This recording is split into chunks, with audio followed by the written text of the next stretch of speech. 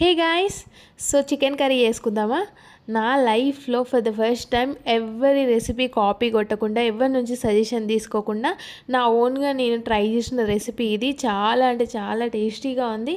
And మీరు తప్పకుండా try చేయండి ఈ రెసిపీ మొత్తం చూసిన తర్వాత.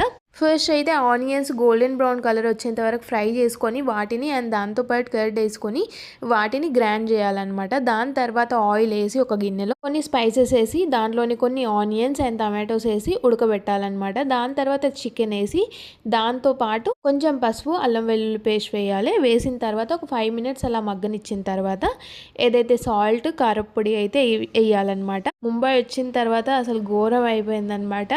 బయటనేం వర్షం పడుతుంది, లోపల వచ్చేసి ఉక్కబోస్తుంది అనమాట. అంత వేడిగా ఉంది. ఇది కొంచెం మగ్గిన తర్వాత అది ఏదైతే పేస్ట్ ఉందో అది దీంట్లో యాడ్ చేసుకోవాలి. ఒక 10 మినిట్స్ అలా కుక్ చేయాలి. దాని తర్వాత 10 మినిట్స్ మగ్గనిచ్చిన తర్వాత చికెన్ మసాలా యాడ్ చేసుకోండి అండ్ కొత్తిమీర ఫ్లేవర్ కోసం. సో ఈ చికెన్ కర్రీ వచ్చేసి ఇంట్లో ఉన్న వాటితో ట్రై చేసాం కాబట్టి అడిషనల్గా మనం బయట కొనాల్సిన అవసరం లేదు, ఏవి సపరేట్. అంతే ఇంకా వీడియో. నా ఛానల్ అయితే సబ్స్క్రైబ్ చేయండి, షేర్ చేయండి అండ్ లైక్ చేయండి, కమెంట్ కూడా చేయండి.